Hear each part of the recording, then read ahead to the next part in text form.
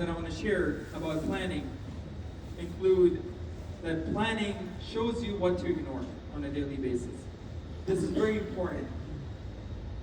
A lot of times we are saying yes to everything, and we are again playing into the hands of and plans of somebody else. What planning lets you do is to prioritize what things to say yes to and what things to say no to. There is an interesting CEO, and I'm talking from worldly sense, which is interesting, who says that I'm successful today not because of all the yeses that I say and I said all my life. It's because of all the no's that I've been saying to. And this is a non-Muslim entrepreneur, multi-million dollar companies that he runs. And he says, because I'm successful today because I said no to drugs. I said no to women. I said no to alcohol. I said no to all sorts of things that distract me from my goals. And of course for him, dunya and making worldly gains is his goal. What about us as believers? Allah subhanahu wa ta'ala already showed us how to say no. All of these things Allah made haram for us for a good reason. Already shut so many doors of distraction for us if we truly start believing and acting on this plan of Allah subhanahu wa ta'ala. So the question again is, what is it that you are on a daily basis are you saying yes to, and what are you saying no to? Planning allows you to say no to things that are not going to help you in your goals for akhirah and your goals for dunya. And the last point that I want to share with you is, if you look at all successful people throughout history, if you look at all the great scholars, you look at all the Sahaba, you look at the prophets, our beloved Prophet Muhammad sallallahu alaihi wasallam, you look at any worldly leader even, CEOs, athletes, politicians, anybody who has any sense of success, whether you like them or not, or you agree with them or not, you find that these people have a plan for their lives. That they know exactly where they're going. And sometimes they may not be able to achieve everything, and that's okay. That's part of planning. You're going to keep changing your plan and editing your plan as life goes.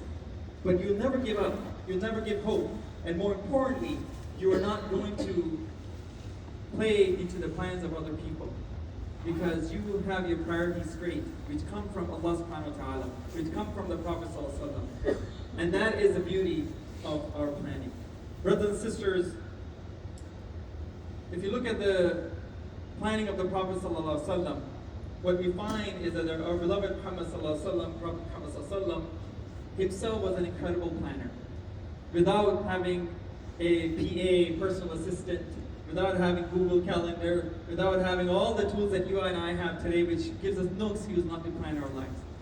He would plan majority of his meetings and day-to-day affairs around 5 times salawats. You study the seerah of the Prophet ﷺ and study his personal life, you'll find them. If you look at how he divided his time, which is something you don't really see often in seerah, but it is there in the books of seerah. You study carefully, and there are some books of seerah clearly talk about it, is he would divide it among 3 parts. One part would be his personal time with Allah subhanahu wa ta'ala late at night. This is where he would do qiyam, tahajjud, all of that. This is where he would recharge his batteries, spiritual batteries. This is where he would be charging up for the next day, and next week, and the next month.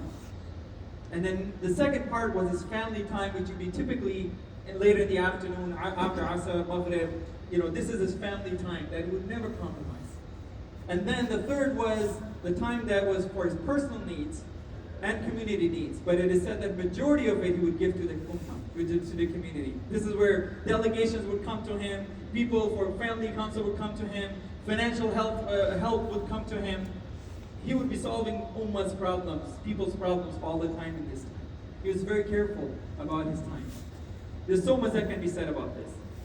Brothers and sisters, I just wanted to end by just reminding myself and all of us that let us think about what is going on around us. We're talking about a war that is taking place, a genocide that is taking place in Palestine, that is now considered to be the most deadliest war or genocide in terms of daily death count in the entire century. Last century we're talking about. Every single day, about 250 people are getting killed, which now hardly no mainstream media tells you about. You only learn it from other sources, alternative sources, or Al Jazeera may talk about it. We're talking about millions, hundreds and thousands of people whose lives are at stake right now. In fact, millions we're talking about. And at least 65,000 people have been injured, at least 10,000 people under the rubble, and of course, the death counts keeps increasing. We're talking about almost 26,000 people who have passed away.